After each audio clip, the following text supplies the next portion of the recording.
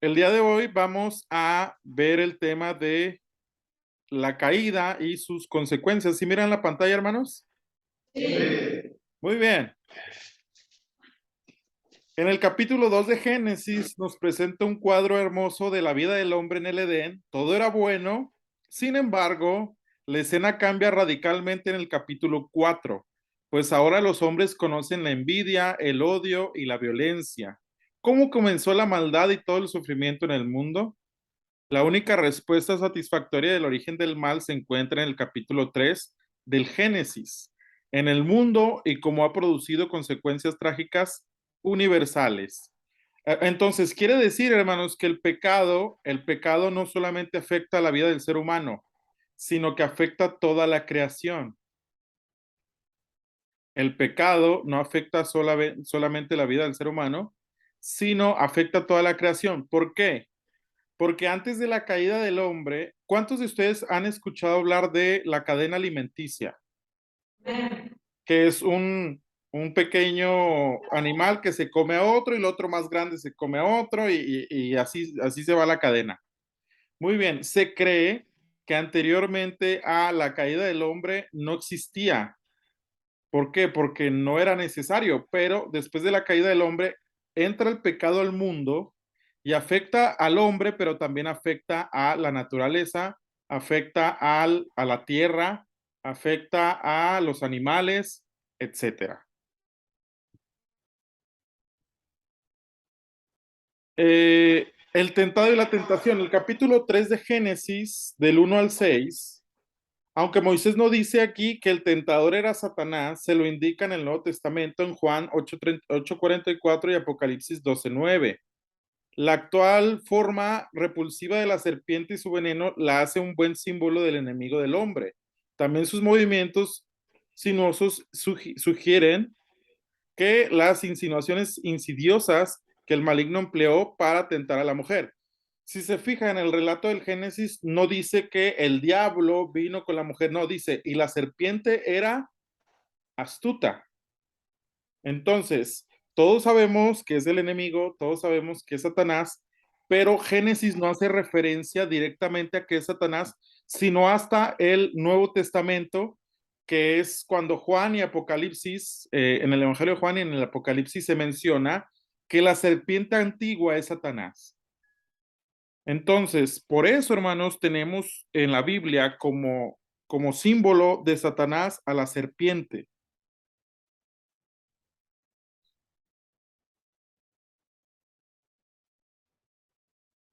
Entonces, generalmente, hermanos,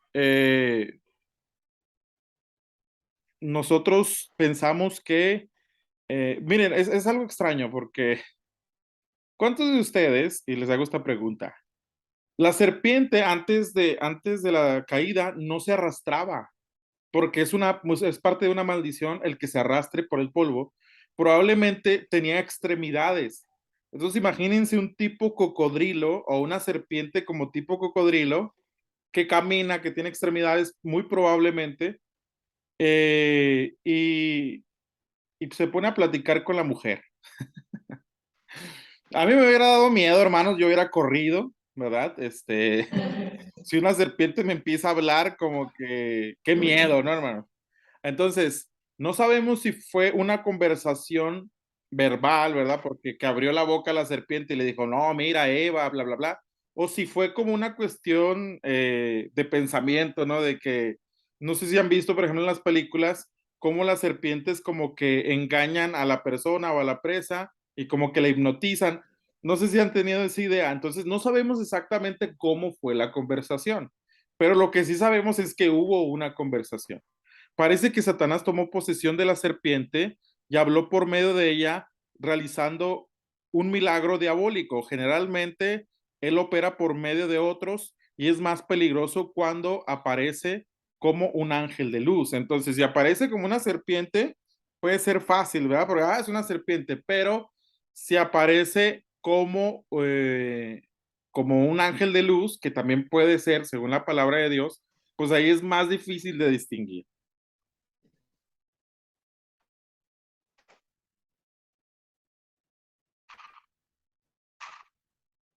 Muy bien. ¿Cuál es la tentación y qué proceso tiene la tentación? Comenzó con la insinuación de que Dios era demasiado severo, con que es una palabra que indica sorpresa ante el hecho de que un Dios solícito les prohibiera disfrutar del producto de cualquiera de los árboles en el huerto. Ahora, hermanos, esto tiene que ver con la desobediencia. ¿Por qué? Imaginemos que en el huerto del Edén hay 1000 árboles, 1000. No estoy diciendo que eso dice la Biblia, es imaginemos. Y Dios nos dice, nada más de ese árbol, de ese único árbol no comas. De los otros 9999, sí, pero de este no. ¿Por qué ir con el árbol que Dios nos dijo que no, hermanos? ¿Sí me explico? Si podían comer de todo el huerto, ¿por qué se van con el que Dios les prohíbe? Exacto, ¿verdad? Hay una desobediencia. Luego Satanás la llevó al terreno de la incredulidad, negando llanamente que hubiera peligro mortal en el comerlo. Cuando uno duda de lo que de la desobediencia produce consecuencias funestas y ya está en camino de la derrota. Entonces, cuando usted duda de lo que Dios dice y desobedece de lo que Dios dice, es una derrota segura y hay consecuencias. C. Finalmente el tentador acusó a Dios de motivos egoístas, insinuó que Dios los privaba de algo bueno, es decir, de ser sabios como él, así calumnió al Señor. ¿Qué dijo la serpiente? No, lo que pasa es que Dios no quiere que ustedes coman de este árbol, porque el día en que ustedes comieran de este árbol van a ser como Dios. Se puso a hacer una calumnia acerca del Señor.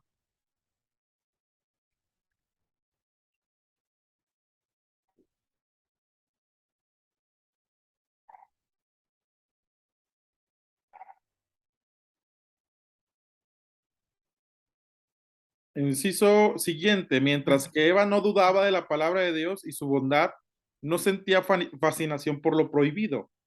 Fue la incredulidad lo que quitó sus defensas, entonces vio que el árbol era bueno, agradable y codiciable. ¿Y qué pasó, hermanos? Comió.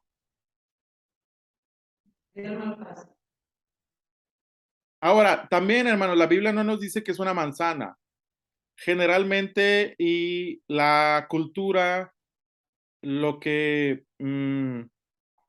lo que nos plasman las pinturas o imágenes es que fue una manzana, no, no necesariamente fue una manzana, simplemente dice que fue un fruto. ¿Qué fruto era? No sabemos. No es importante el fruto, lo importante es que no debían desobedecer.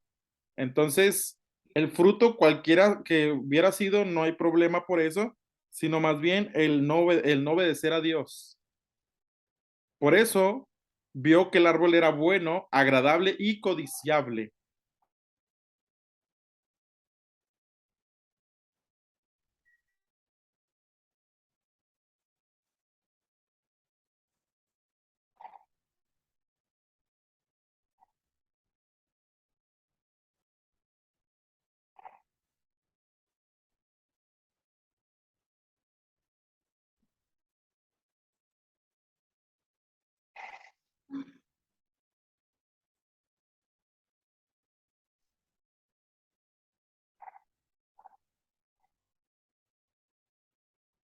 Muy bien. ¿Están anotando, hermanos? Sí.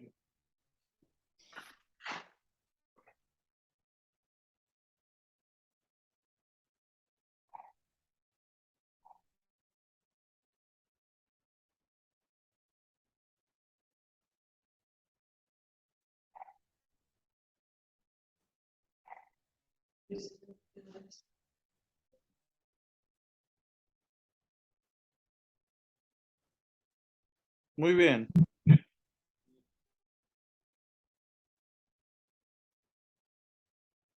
Vamos a seguir, hermanos.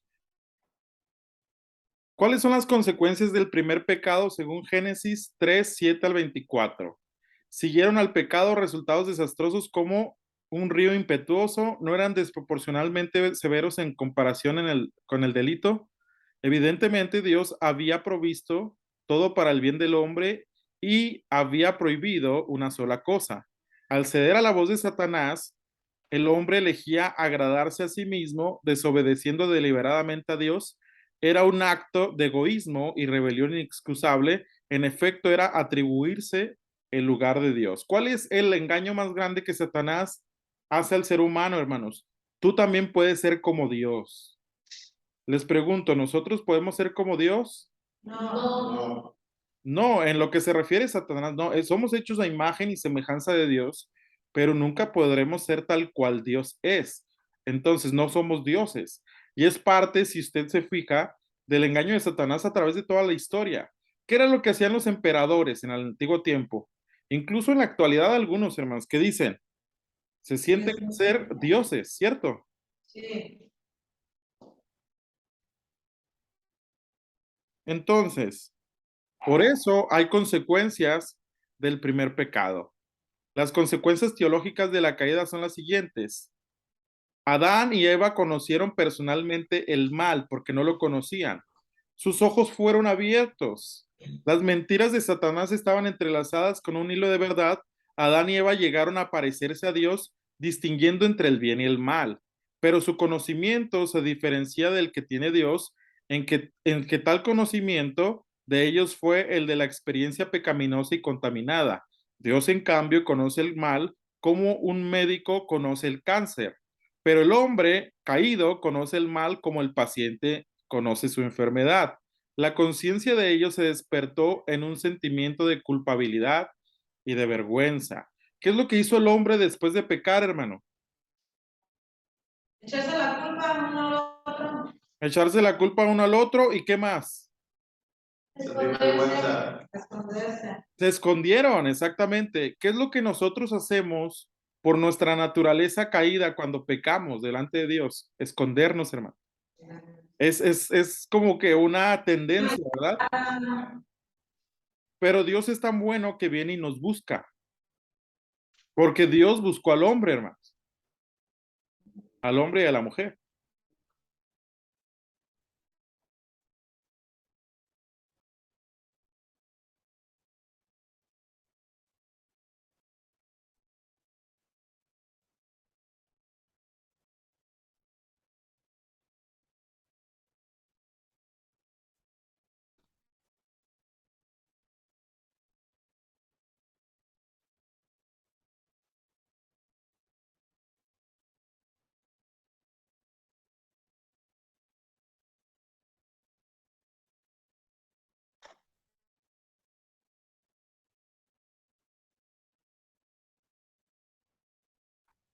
Muy bien.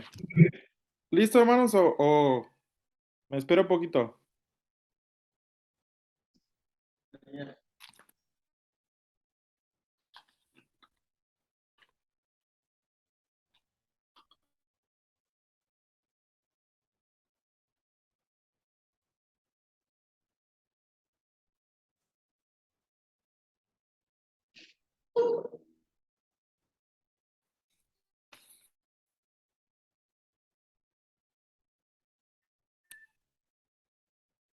Muy bien. Segundo y tercero, se cortó la comunicación con Dios y entonces huyeron de su presencia. El pecado siempre despoja al alma de la pureza y el gozo de la comunión con Dios. Esa es la muerte espiritual y cumple en el sentido más profundo la advertencia de que el hombre moriría el día que comiere del fruto prohibido. Cuando Dios les dice van a morir el día que coman del fruto prohibido, no se refiere, hermanos, a que comieron del fruto y cayeron muertos literalmente. No, se refería a una muerte espiritual, una separación entre Dios y el hombre. Por eso necesitamos un Salvador. ¿Por qué? Porque nosotros estamos muertos en nuestros delitos y pecados. Y Cristo viene a darnos vida y vida en abundancia. Entonces, a eso se refiere. Y la caída del hombre lo que trae como consecuencia es que nosotros nacemos siendo malos, nacemos con una naturaleza caída que se inclina hacia el pecado. ¿Qué sucedió con cada uno de nosotros, hermanos? Dios nos salvó de una vida de pecado. Le pregunto, si usted quiere compartir, ¿a usted de qué Dios lo ha salvado? ¿Por qué de la muerte? De la muerte. ¿Cómo era su vida antes de Cristo?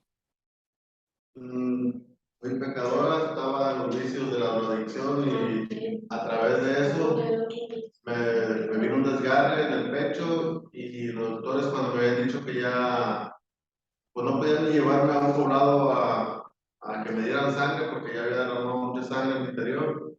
Pues solamente Dios hizo el milagro y puso su mano en mí y aquí estoy para honrar y gloria de Él. Gloria a Dios. Gloria a Dios. Se fija, hermano, cómo tiene que ver nuestra vida con el Génesis. Todos estamos perdidos, todos necesitamos salvación, todos necesitamos que el Señor rescate nuestra vida. Ahora, la naturaleza humana se corrompió y el hombre adquirió la tendencia de pecar. Ya no era inocente como un niño, sino que su mente se había ensuciado y tenía vergüenza de su cuerpo. Otra prueba fue que echó la culpa a otros, pues Adán aún insinuó que Dios era el culpable. La mujer que me diste, me dio. Este es el pecado original o la naturaleza caída del hombre. Entonces, los dos pecaron, hermanos, no hay excusa. El hombre y la mujer pecaron, los dos, no hay excusa. Cuando no hace lo correcto, por ejemplo, cuando no se hace lo correcto, aún queramos justificarnos, si nosotros también nos equivocamos, no hicimos lo correcto, ya pecamos, ¿no? Sí, exactamente, hermano, porque la Biblia dice que el que sabe hacer el bien y no lo hace, le es contado como pecado.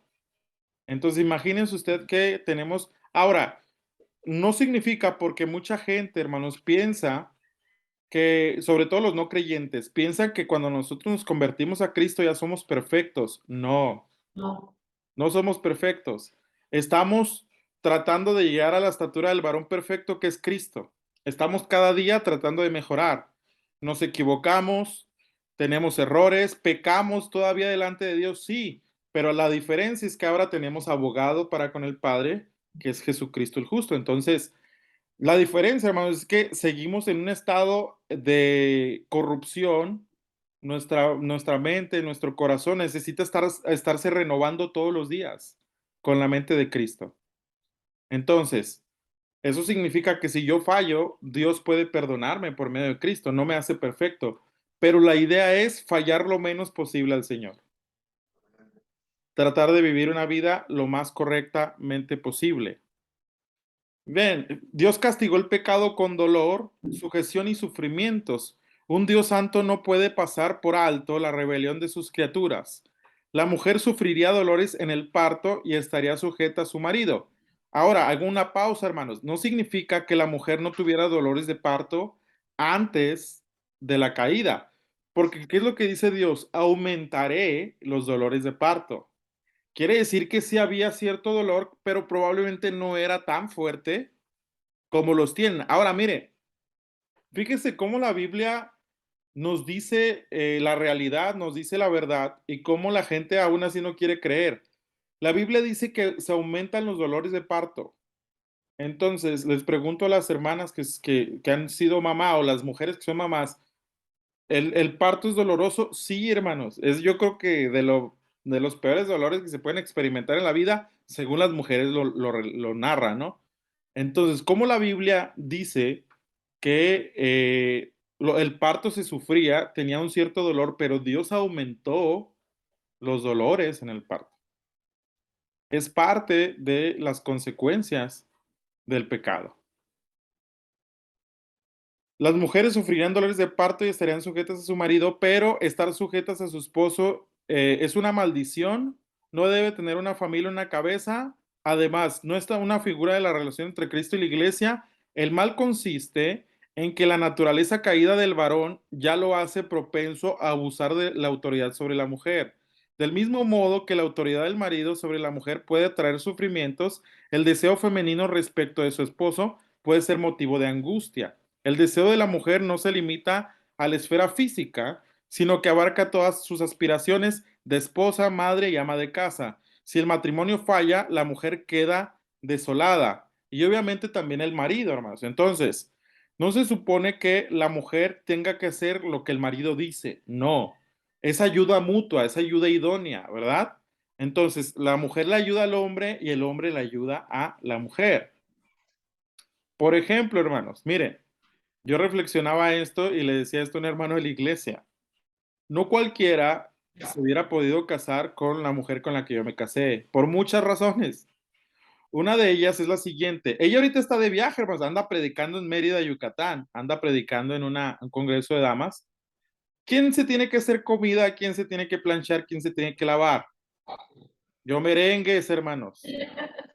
Ahora, mañana toca culto. Usted no me va a ver arrugado a mí, no porque mi esposa no esté y me planche. Yo entiendo que ella está ocupada, que ella predica, que ella sale, y si yo me tengo que planchar, yo no tengo ningún problema, hermanos. ¿Me explico? ¿Por qué? Porque es una ayuda mutua. Yo entiendo que Dios le dio un ministerio, ella tiene que salir a predicar. Ahora, incluso cuando ella aquí está en casa, generalmente yo soy el que plancho o el que veo de mis cosas. ¿Por qué? Porque ella trabaja mucho. Es una forma, de repente sí le digo, oye, traigo mucha prisa, ayúdame a planchar una camisa para irme, ¿no? Pero es muy rara vez. Generalmente yo soy el que me plancho, hermanos. Yo plancho mi ropa y yo procuro que mi ropa esté bien. ¿Por qué? Porque como siervo de Dios, digo, yo tengo que andar lo mejor posible, entonces no voy a andar arrogado y si mi esposa no tiene tiempo, pues yo lo hago. No hay ningún problema. Pero eso es más fácil en Cristo, hermanos. Eso es más fácil en Cristo. Ahora, si usted lava y plancha a su esposo, qué bueno. No estoy diciendo que está mal tampoco. ¿Por qué? Porque también es una forma de demostrar amor, de demostrar que usted le ayuda. Ahora, de repente los hombres se hacen, no saben guisarse un huevo, hermanos, entonces eso está mal, ¿me explico? Eso es un extremo, ¿eh? Porque un hombre tiene que saberse valer también por sí mismo. Ahora, aquí, hermano, lo que trato de decirles es que en Cristo no hay ni feminismo ni machismo. En Cristo somos iguales. ¿Me entiende? La vida de mi esposa como mujer vale igual que mi vida delante del Señor. A los dos nos compró la sangre de Cristo. Entonces, esto de la maldición de la caída del hombre en Cristo tiene que cambiar. ¿Por qué? Porque la mujer es la ayuda idónea para el varón y el varón es la ayuda idónea para la mujer. Entonces, imagínense que mi esposa ni preocupada está de mí, ¿verdad? Ella nomás dice, pues si lo encuentro menos cachetón o menos gordito, es que se puso a ayunar, ¿verdad? No, hermanos, miren, yo también a veces estoy muy ocupado y no tengo mucho tiempo y uno come a la hora que tiene oportunidad, ¿verdad? Pero lo que trato de decirle es que en Cristo tenemos que saber hacer equipo. Si su esposo es cristiano, si su esposa es cristiana, gloria a Dios. Si no lo es, hermano, su testimonio, el que usted le atienda bien, es que el que usted le trate con amor, en que usted le ayude, puede ser una forma en que Dios, o que el Señor, o que usted más bien lo gane para Cristo. ¿Por qué? Porque va a decir, bueno, mi esposa, mi esposo, aunque no es perfecto, trata de vivir conforme a la palabra y trata de ayudarme. Entonces, la caída del hombre, hermanos, implica no solamente la desobediencia, sino que hay maldiciones. Ahora le pregunto, ¿cómo viven los matrimonios? ¿Cómo viven las familias sin Cristo? Pues mal, en La mayoría problemas, en mentira, en idolatría, en en engaños, pleitos, en traición, en infidelidades, infidelidades. Ajá, exactamente. desorden. ¿Por qué? Porque es la naturaleza caída del hombre, hermanos. Miren, fíjese lo que el diablo desvirtúa y cómo Dios lo vuelve a acomodar. El diablo le dice a un hombre en nuestra cultura, mientras más mujeriego seas, más hombre eres. Y la Biblia nos dice, mientras sepas ser marido de una sola mujer, amarla como Cristo amó a la iglesia y se entregó por ella, eres el hombre más hombre que existe. ¿Se fija cuál es la diferencia? Mucha, todo lo contrario. Exacto, la diferencia es que Dios nos dice, si realmente eres hombre, vas a ser fiel a Dios, vas a ser fiel a tu esposa, vas a ser fiel a tu familia, vas a ser fiel a tu iglesia. No significa que somos perfectos, no, hermano, pero sí vivimos diferente. Y no significa que somos mejor que otras personas, no. Somos pecadores redimidos por la sangre de Cristo. Entonces, eso quiere decir, hermanos, que muchas veces por eso Y lo digo porque usted está estudiando la Biblia. Usted ya está en una etapa donde va a aprender muchas cosas y lo que le voy a decir es verdad, entonces uno tiene que cuidar muchas cosas también. Por eso no hay pastor feo, no hay pastora fea, hermanos. Por eso mucha gente que llega a la iglesia y que generalmente no es convertida, a veces le echa el ojo al pastor o le echa el ojo a la pastora. ¿Por qué? Porque los miran como un modelo. O sea, realmente no significa que el pastor o la pastora son perfectos, pero como tratan de agradar a Dios, hermanos, eso los hace diferentes y eso los hace atractivos también. ¿Sí me entienden?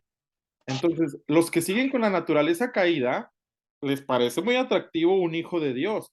Ahora, no solamente uno como pastor o como pastora debe cuidarse en muchos sentidos, debemos de cuidarnos, ¿verdad? De todo eso. Pero, ¿qué pasa con las muchachas de la iglesia? Llega un muchacho inconverso, las enamora y las saca de la iglesia, ¿verdad? O un joven en la iglesia, llega una muchacha no cristiana y lo saca. La pregunta es, ¿qué vio ese inconverso, esa inconversa en el joven cristiano o en la joven cristiana? La gracia de Dios.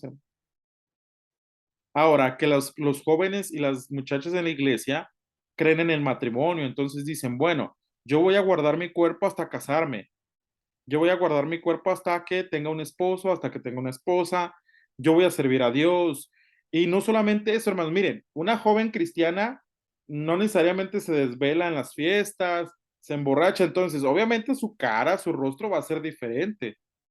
¿Por qué? Porque miren una muchacha que por muy bonita que esté, o un joven, por muy guapo que esté, que se desvela, que vive en la vida de fiesta, ¿cuál es su semblante a un joven cristiano?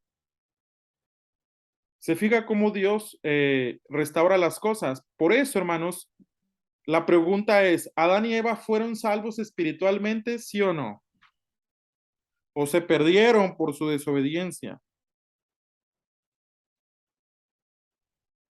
Yo digo que sí, se pudieron arrepentir. Se pudieron arrepentir. La Biblia parece indicarlo afirmativamente. Adán creyó en la promesa de redención, pues puso a su esposa el nombre de Eva, que significa vida. Probablemente confió que por medio de ella vendría el libertador prometido.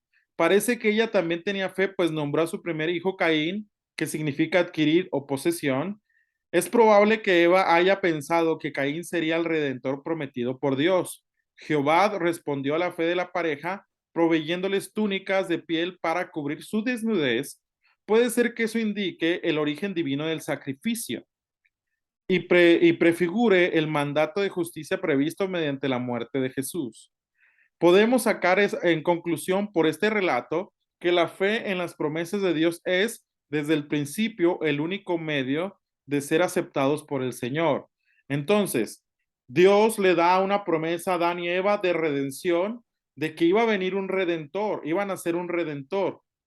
Entonces, Dios cubre la desnudez con un sacrificio. Fíjense, hermanos, cómo es importante esto. El primer sacrificio lo hace Dios, no el hombre. El primer sacrificio viene de Dios al sacrificar animales para tomar sus pieles y cubrir al hombre de su desnudez. Y el último sacrificio lo hace Dios por medio de Cristo.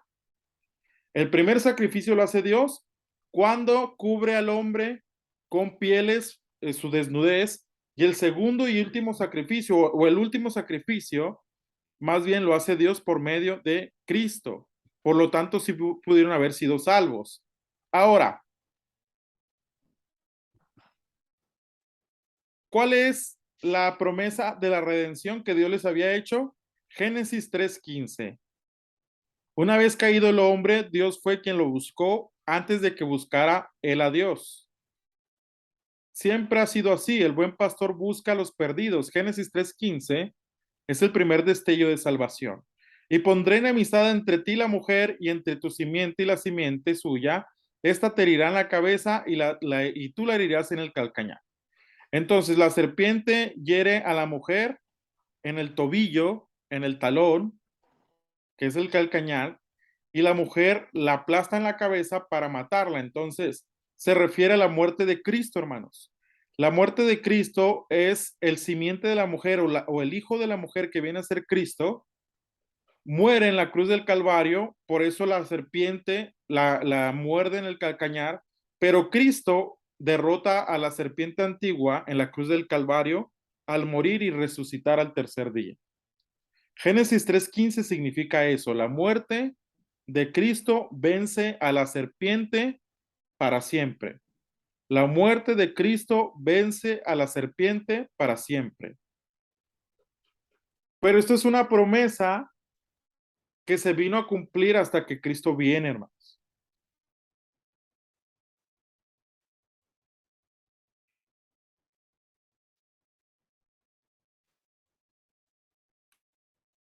Por eso, ¿fueron salvos? Sí, sí fueron salvos. ¿Cuál es el desarrollo del pecado según el capítulo 4? El primer acto de violencia se relaciona con el culto religioso.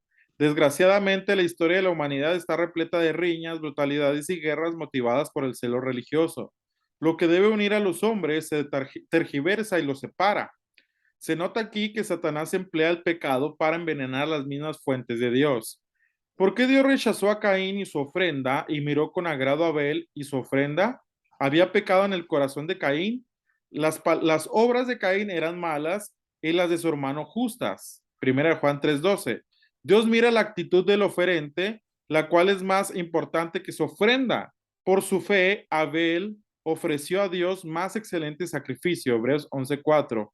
No de su propia idea como Caín, sino que un animal degollado que cumplía el requisito de Dios. El culto de Caín era una forma religiosa sin fe.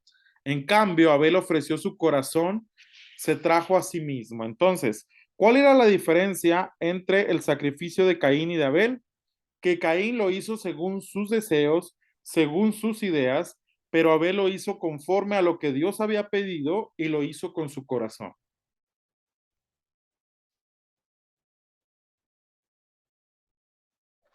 Una duda. Sí, hermana. Por ejemplo, como Adán y Eva y muchos, ¿verdad? Creyeron en la promesa de Dios. Ajá. Por ejemplo, cuando ellos murieron, los que creyeron los que creían en Dios, pues ellos se fueron al cielo. Sí, hermanos, miren, el Antiguo Testamento habla de el seno de Abraham, que ya después en el Nuevo Testamento se convierte en el paraíso. Entonces, en el Antiguo Testamento estaba el Hades. ¿Cuántos han escuchado la palabra Hades? El Hades es el lugar de los muertos que lo podemos relacionar con el infierno. Entonces, desde la eternidad, hermanos, miren, fíjense, esto es importante. Dios diseñó al hombre no para que muriera.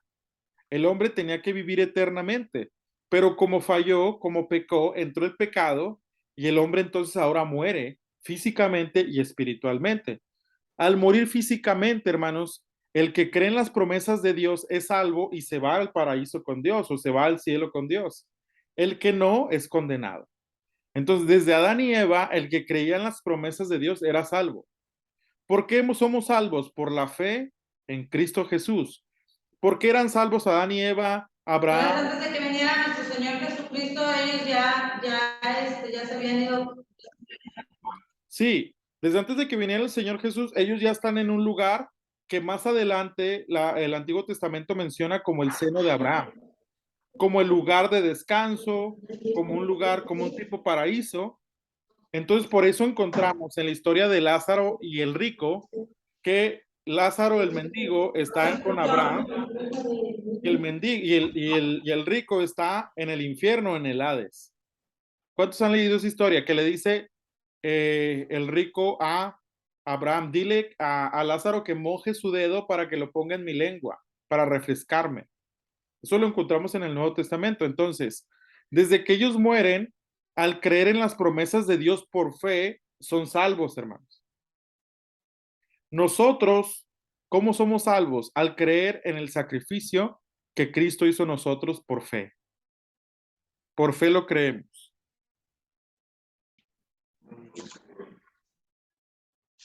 ¿Sí, hermanos?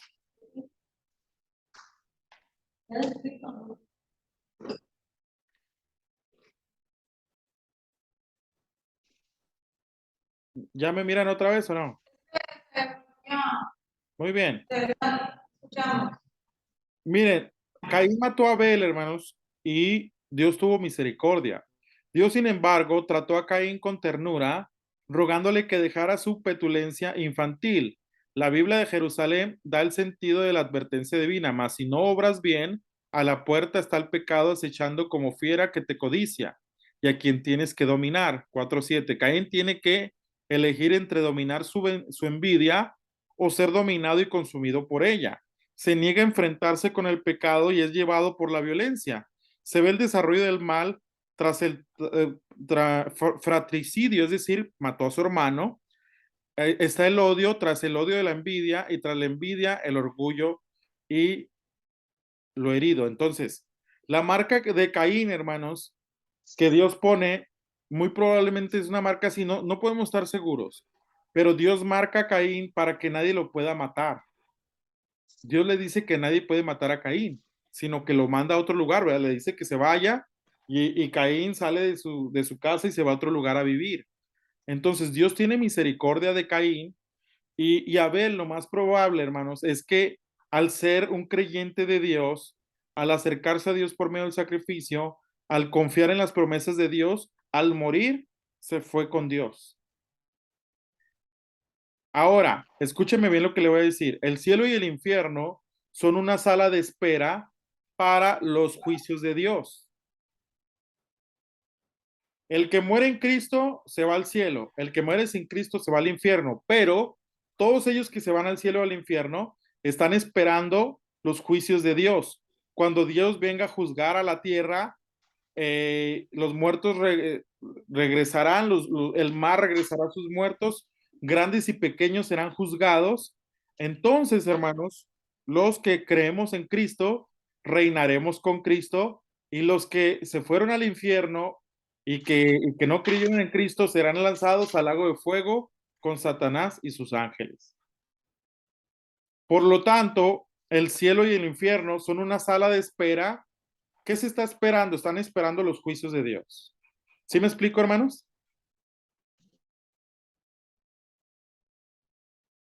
¿Sí me explico, hermanos, o no?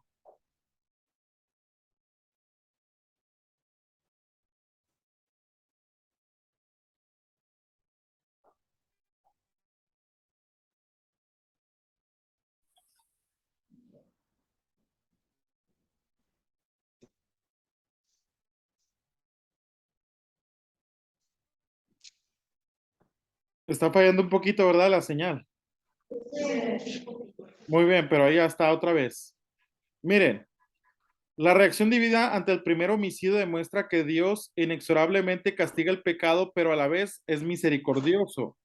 Figurativamente, la sangre de Abel clama por justicia, aunque Dios le da a Caín la oportunidad de confesar su falta. Él no lo hace, es decir, Caín no se arrepiente, por lo tanto, Jehová lo sentencia a sufrir una maldición. Tiene que ausentarse de su casa, sus trabajos aumentan y es condenado a vagar sin cesar. A pesar del corazón no arrepentido de Caín, Dios le muestra misericordia, respondiendo a sus ruegos y dándole una señal para su protección. Por eso se le llama la señal o la marca de Caín, ¿verdad? O sea, Dios le da una marca a Caín para que nadie lo pueda matar. Luego de esto, hermanos, viene la primera civilización.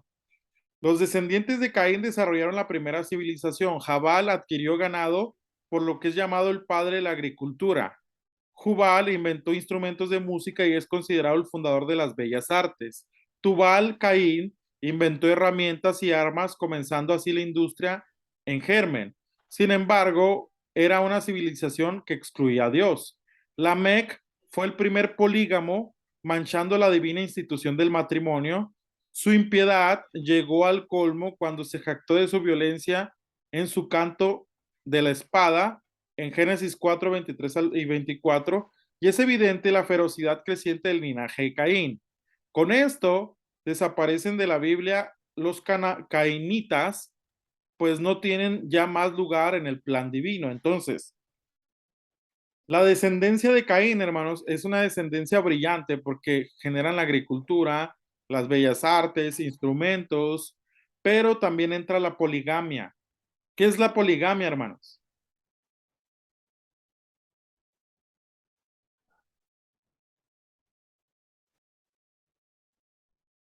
Hermanos, ¿sí me escuchan? Sí.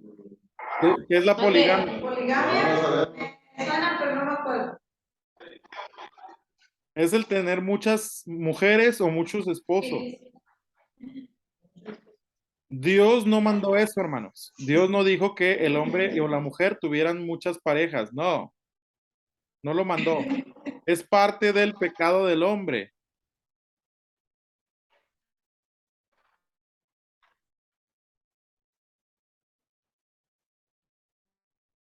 He escuchado los hombres que-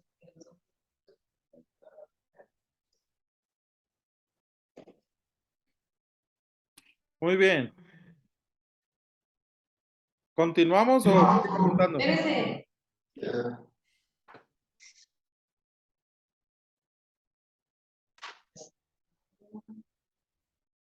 El padre de la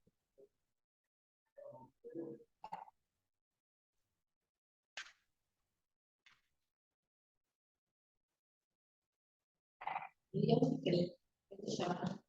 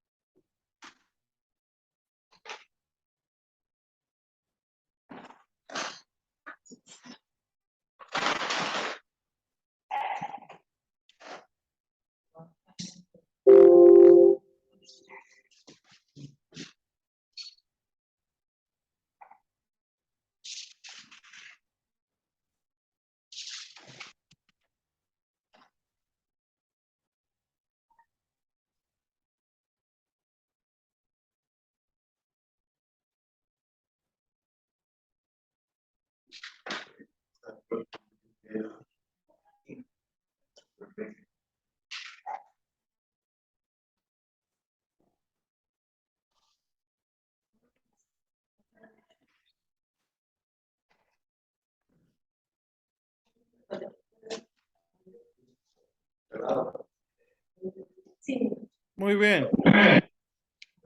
el diluvio. El diluvio, hermanos. Génesis capítulo 5 al capítulo 9. Las generaciones de los antediluvianos, capítulo 5. Según Meyer Perman, el propósito principal de la genealogía que se encuentra en este capítulo, como otras generaciones bíblicas, es el de conservar un registro del linaje del cual vendría la simiente prometida, Cristo. Traza la línea de Set hasta Noé. ¿Cuáles son los descendientes de Noé, hermanos? ¿De Noé? No, Set, perdón. Set es el otro hijo de Adán y Eva De Adán y Eva. que sustituye a Abel. Entonces, de Set hasta Noé. Los antediluvianos vivían de 365 hasta 969 años, posiblemente porque la raza era joven y el pecado no había debilitado tanto el cuerpo. Telich añade otra explicación. Quizás el clima y otras condiciones naturales eran diferentes de las que existieron en la época posterior al diluvio. Y aquí encontramos, hermanos, los pasteles de los cumpleañeros en el Antiguo Testamento.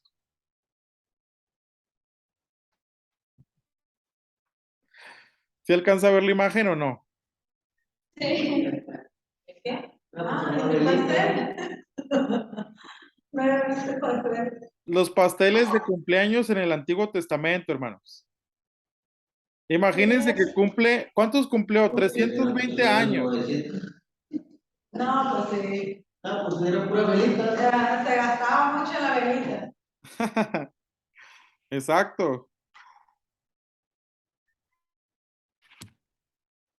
Muy bien. ¿Qué hay que saber del diluvio? La descripción de la mayoría de los antediluvianos se limita a la expresión lúgubre y monótona: vivió, engendró, murió. Señala la consecuencia mortífera del pecado, pues por más años que un hombre viva, finalmente muere. Sin embargo, en la lista de los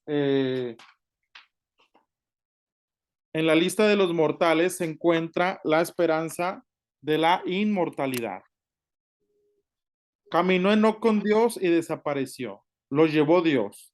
La vida de Enoc se destaca por tres rasgos. Su vida es más corta que la de los otros de su generación, ya que fue de 365 años, aunque una vida larga puede presentar mayores oportunidades de encontrar la gracia salvadora. Un hijo de Dios no debe aferrarse demasiado a este mundo que ha sido maldecido, cargado de pecado y dolor. Es decir, en el momento, hermanos, en que Dios nos llame a su presencia, ese es el momento indicado. Puede ser que muramos jóvenes, puede ser que muramos más grandes o ancianos, pero solamente Dios lo sabe.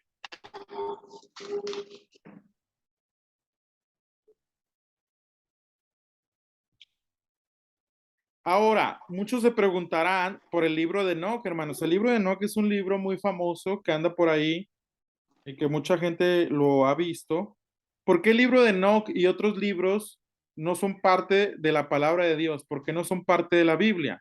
Bien, ¿qué se necesita un libro para ser considerado en la Biblia como palabra de Dios? Inspiración, revelación e iluminación. Anote esas tres cosas. Ajá, porque nunca la profecía fue traída por voluntad humana, sino que los santos hombres de Dios hablaron siendo inspirados por el Espíritu Santo. A lo mejor usted ya lo anotó en otras clases, pero por eso el libro de Enoch no es considerado como palabra de Dios, hermano. Ese y otros libros. ¿Cuántos han escuchado hablar del libro de Enoch? Yo, Muy bien. Entonces, por eso no está en la Biblia, hermanos.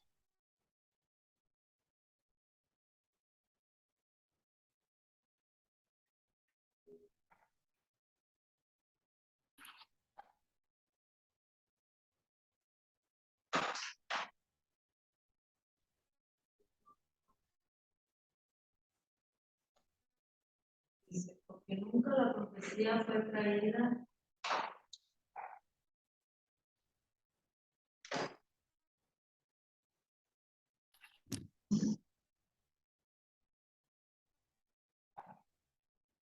por voluntad humana,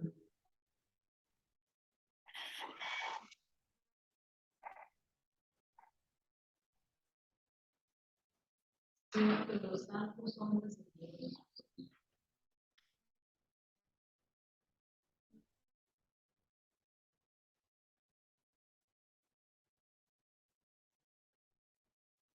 hablaron siendo inspirados por el Espíritu.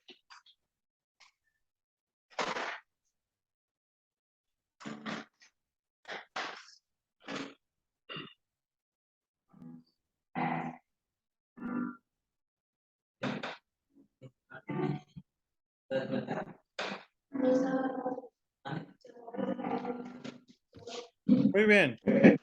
Continuamos y nos vamos avanzando. Noé construye el arca en el capítulo 6, versículo 9 al 22. Noé constituye un rayo de esperanza en una época oscura. Su padre Lamec atesoraba probablemente la promesa del Génesis 3:15 en su corazón, pues puso el nombre de Noé, que significa descanso, consuelo. ¿Y qué hacen las muchachas hoy en día, hermanos, que van a tener un bebé? Lo ponen en inglés, ¿verdad? Noah. ¿Qué tal, hermanos? Entonces, Noah o Noé, que es el mismo, a su hijo con la esperanza de que éste llegara a ser un libertador, pero nunca soñó de qué manera Jehová llevaría a cabo su deseo expresado. Este, hermanos, es probablemente una representación del arca como escala o lo más probable que así pudo haber sido.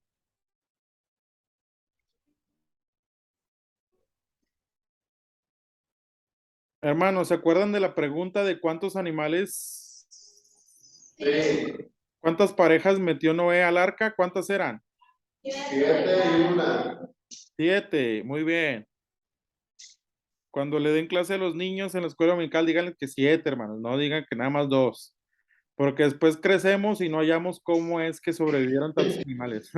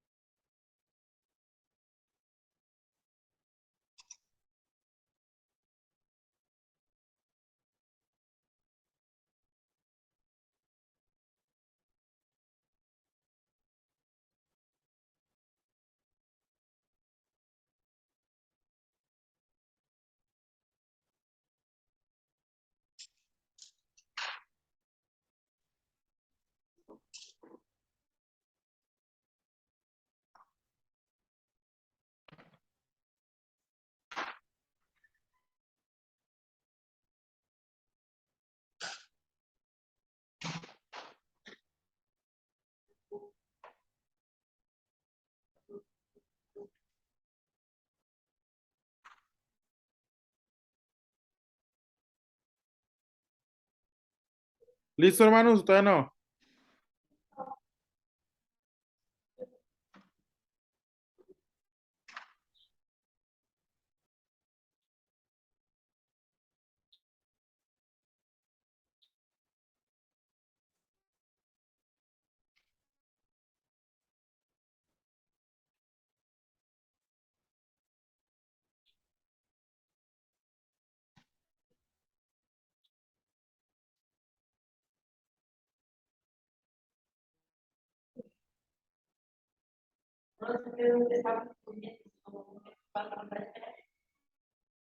¿Listo?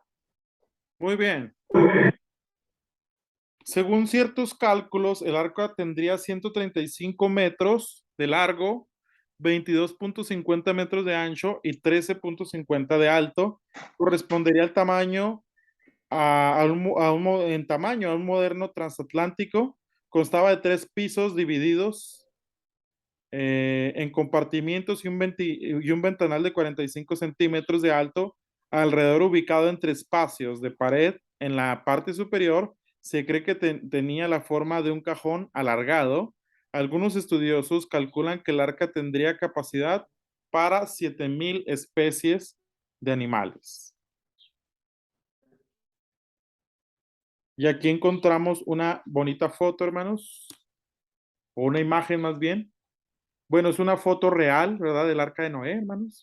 Todo es real, nada se crea. Este, obviamente es una figuración o más o menos lo que pudo haber sido el arca de Noé. El arca de Noé, Dios escogió a Noé para construir el arca y para que su familia sobreviviera al diluvio y volviera a probar la tierra, a poblar, perdón, la tierra. No era un hombre justo, perfecto en sus generaciones. Arca del arca. Cálculos del tiempo que tomó unos 70 a 120 años en hacerla. Una capacidad de 522 vagones de ferrocarril, un volumen de 1.396.000 pies cuadrados y un peso de 13.960 toneladas. Situación presente: la búsqueda de los restos del arca continúa en el área circunvecina de las montañas de Ararat, allá por Turquía y por Irán. Muchos, no sé si ustedes sepan, han tratado de buscar el arca. Comparación de tamaño: si bien una embarcación de la antigüedad del arca era de mucho menor tamaño que los buques transatlánticos, el arca podría medir 450 pies, el Titanic 883 pies y un submarino 963 pies. Pero a diferencia del Titanic, hermanos, el arca de Noé no se hundió, ¿verdad? El Titanic sí, pero el arca no. El arca, ¿Es más chico el arca que el Titanic? sí, hermanos, sí es más chico, pero es más resistente. Sí, perdón. El arca estaba dividida en 3 pisos con suficiente espacio para 125.280 animales del tamaño de una oveja, pero el aproximado es de 7,000 porque pues había diferentes tamaños en los animales.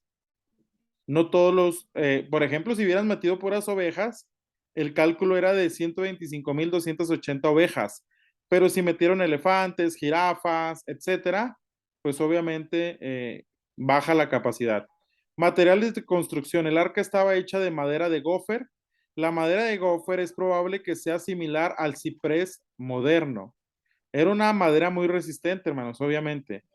Pasajeros del arca: la familia de Noé junto con numerosos pares de animales de tierra y aves permanecieron en el arca durante el diluvio hasta que las aguas decrecieron lo suficiente para desembarcar. Noé y su esposa, los hijos de Noé, Sem, Cam y Jafet y sus esposas, y los pares de animales, aves y de tierra. Y bueno, ahí está el gráfico por Alicense Chang. En el 2008 hicieron este gráfico. Entonces, más o menos, esto nos da la idea, hermanos, de lo que era el arca de Noé. Maestro, ¿Qué pasó, hermano? ¿ya se encontró los restos del arca o a qué se da el aproximado? A las medidas que da la Biblia. A eso se da el aproximado. O, Las medidas ok, que da la Biblia se convierten a centímetros o a pulgadas según la medida. Entonces se saca el aproximado. ok.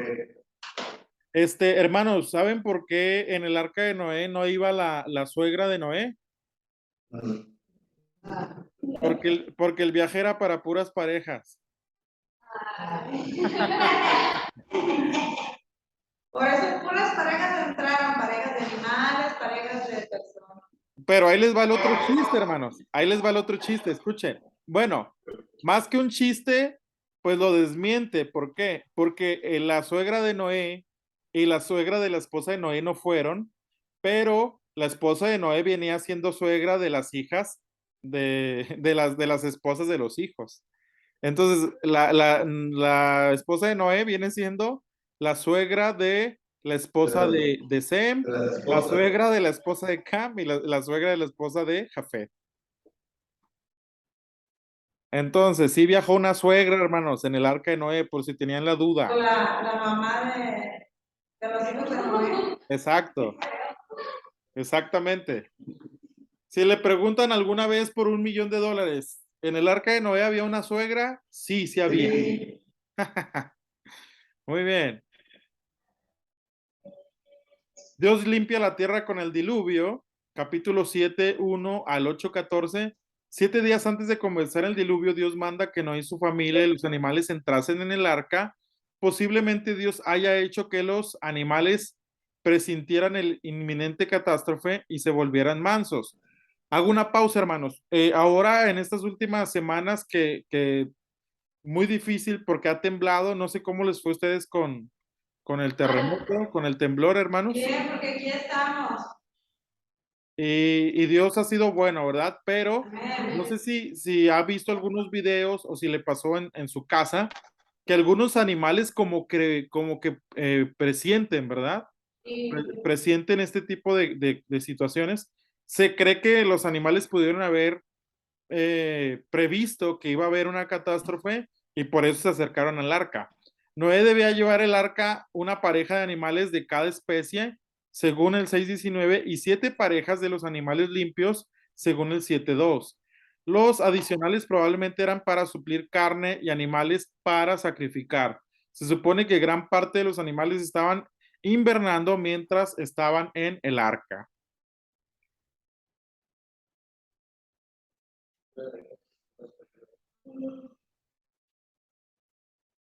¿Cuál es el uso neotestamentario del diluvio? ¿Cómo se utiliza el arca o el diluvio en el Nuevo Testamento?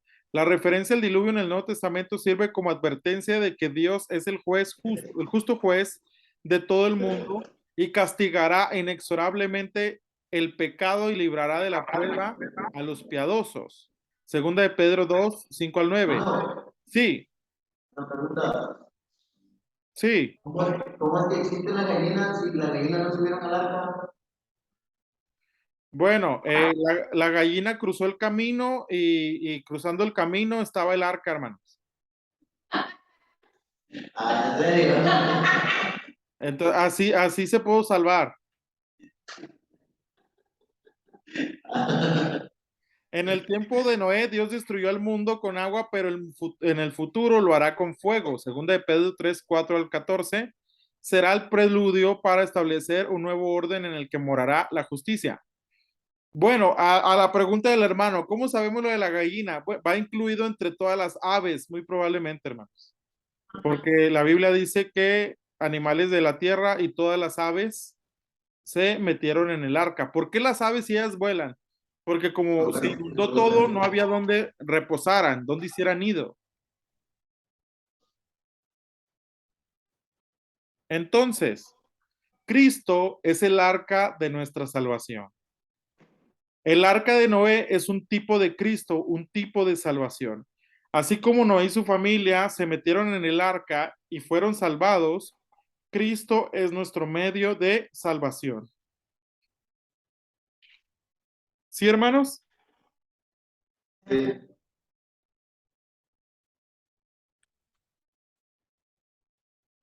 Muy bien. Eso es todo por el día de hoy. Preguntas, comentarios, hermanos. Pues hace rato se cortó no escuchábamos, pues.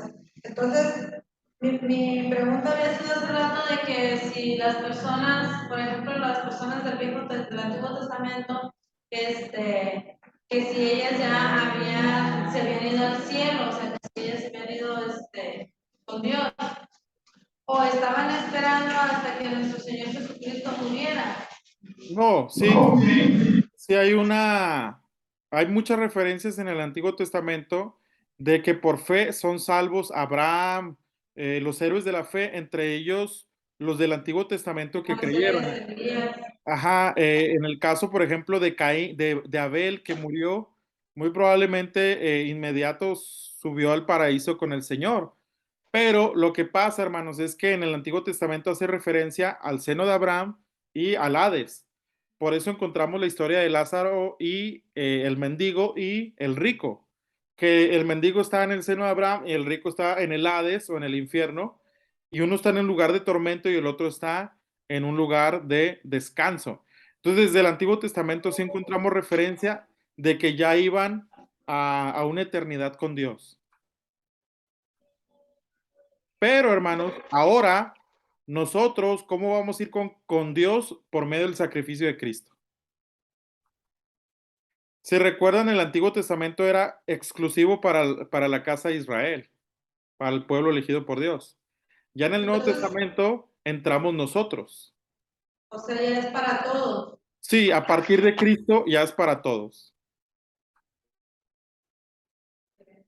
Muy bien. De igual manera, hermanos, la clase la grabé, se las voy a subir y esa pregunta ya la había contestado un poco, hermana. De todas maneras, pues le contesto otra vez, pero la va a encontrar en la grabación. Ah, ok, muchas gracias. Muy bien, hermanos. Los cuestionarios tienen que entregármelos el 8 de octubre.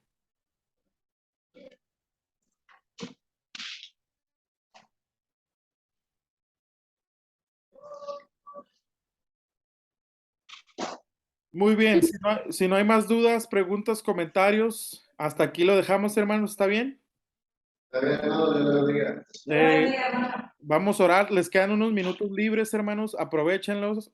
Coman, jueguen a la trae, a los polis y ratas, a la matatena, a lo que quiera, ¿verdad? Las escondidas. A las escondidas, exactamente. Muy bien, vamos a orar. Señor, gracias en esta tarde por tu palabra, por tu enseñanza, Señor, porque tú eres bueno, porque para siempre es tu misericordia. Gracias por mis hermanos, Señor, que están en el Instituto Bíblico. Concédeme la dicha de próximamente poderles visitar, estar con ellos personalmente y también, Señor, que ellos puedan avanzar en sus demás materias. Gracias en el nombre de Jesús. Amén y amén. Bien, hermanos, nos vemos la próxima semana. Dios les bendiga. Les voy a mandar el libro por medio de Leslie Ah, ok. para que hagan el cuestionario.